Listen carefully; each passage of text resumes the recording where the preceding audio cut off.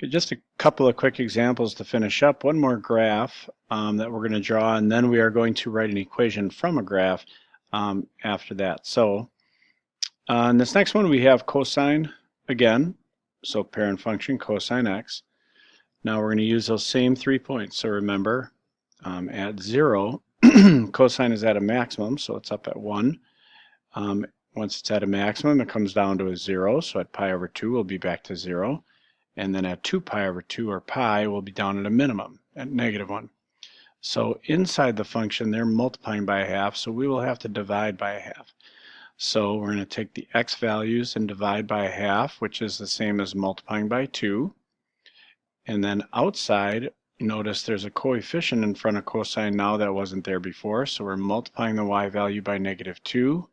And then there's a positive 3 that's being added out front. Okay? So let's multiply all the x values by 2. So I'm at 0, pi, and 2 pi. Notice they're all evenly spaced. They're all pi units apart now. And that'll be a good scale to use. And then the y values, -2 times 1 plus 3, that'll be 1. -2 times 0 plus 3 is 0. And -2 times -1 plus 3 will be at 5. So here we go, 0, 1. Pi 3, let me move my face. Hey, why don't you move your face? All right, so pi 3, I'm going to use a scale of pi. I'll put that out here. So at 1 pi, I'm up at 3. Looks like that's going to be my new midpoint of the graph, or the midline. And then 2 pi will be up at 5. So let's continue. If I went from a min to a midline to a max, back to a midline, back to a min, back to a midline, so just every scale mark, you're just going to keep going. I could go in this direction as well.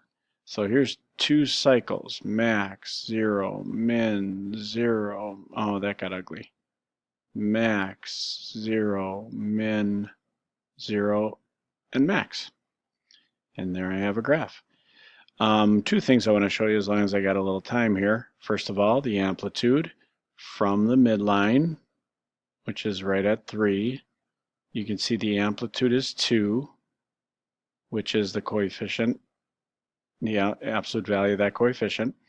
And then the period, if I go from one max to the next, is 1, 2, 3, 4 lines apart, and every line is pi. So the period is 4 pi, which makes sense, because if I took 2 pi divided by 1/2, that would give me a period of 4 pi. Okay? The other thing that I want to show you is that we can actually graph this and check your work. We want to make sure we're in radian mode instead of degrees. We're going to graph 3 minus 2 cosine half x, and just kind of check and see, use the same scale we used on this graph we drew, and see if it makes sense. So I'm going to go 3 minus 2 cosine half x. You notice up here I'm already in radians. If you're not, go to mode and change yourself from between degrees and radians, but you definitely want to be in radian mode. So let's get rid of this graph I have in here, and it was 3 minus 2 cosine half x. Now you could type in a fraction of half, or 1 divided by 2x, or you can go 0.5x. I'm going to go 0.5x, all the same thing, right? So window. If I look at my graph here, if this is pi, then it went from 1, 2, 3, it went from -4 pi over to, well, actually what I graphed went from -2 pi over to 6 pi. So let me go in my window, let me just choose those same things. Let me go from -2 pi, and it'll change that to an irrational, to a big ugly decimal there. So and then to 6 pi, and I use the scale of pi.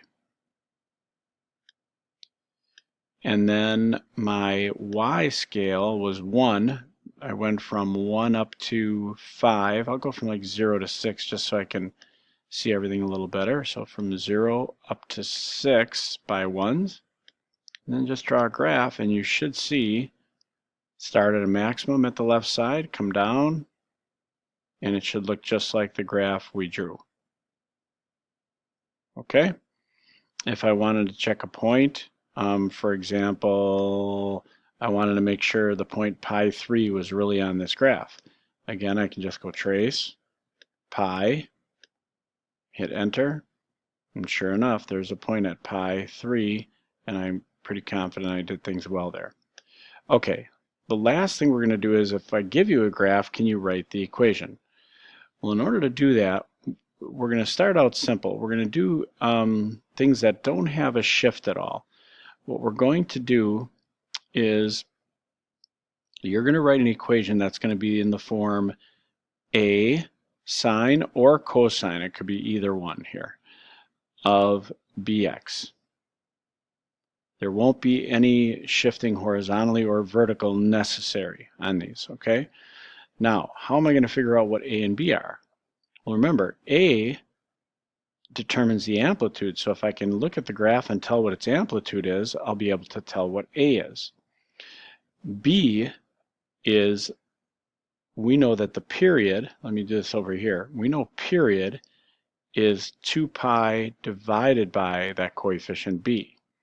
Well, now we're going backwards. I'm going to know the period, and I want to figure out what b is, so if I multiply both sides by b, but then divide by p, I'll get a similar looking equation, except b and p have switched positions.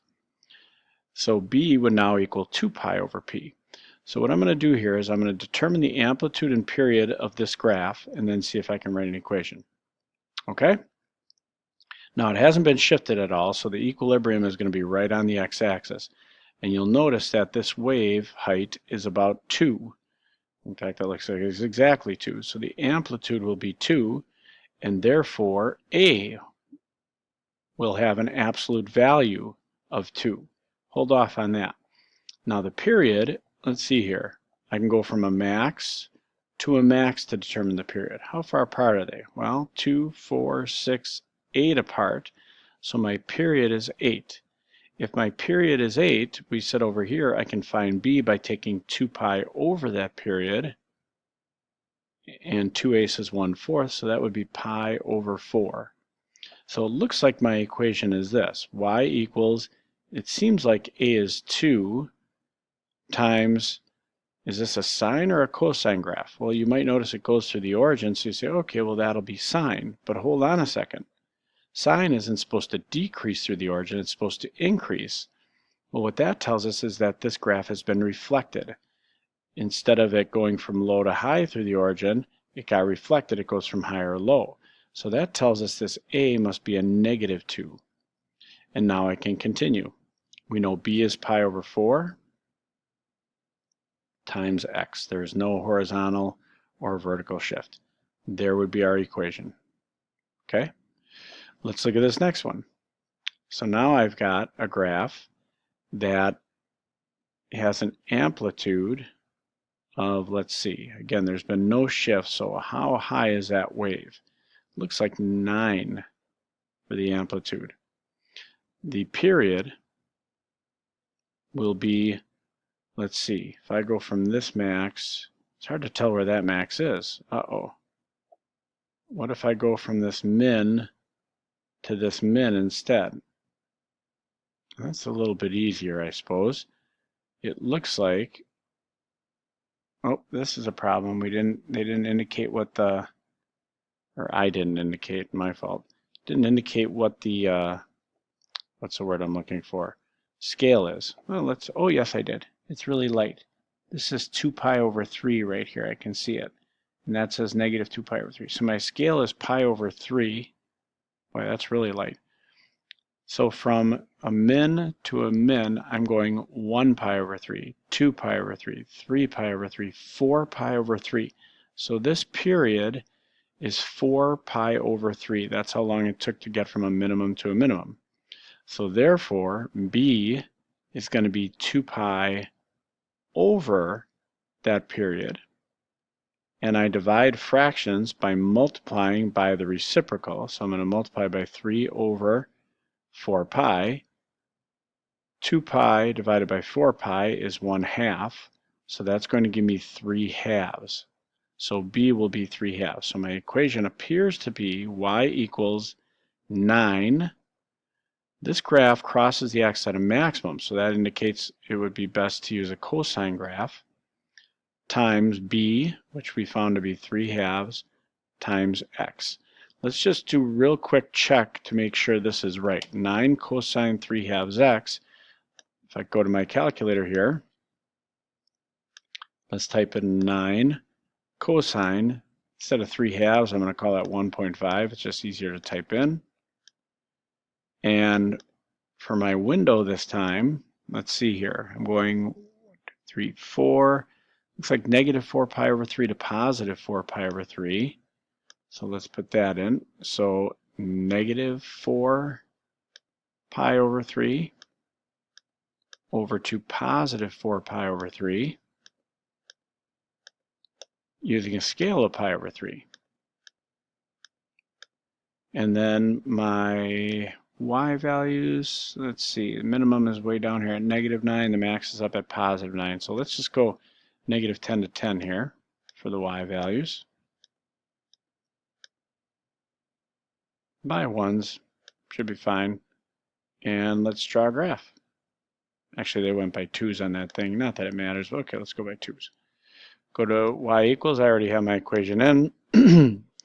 So here it comes, goes down, comes back up, crosses the axis at 9, back down through pi over 3, minimum at 2 pi over 3, and finishes at a max. So hopefully that should look just like this one did over that same period. Crosses the axis at pi over 3, at a minimum at 2 pi over 3, back to 3 pi over 3, 4 pi over 3, and there you go. You got a good graph.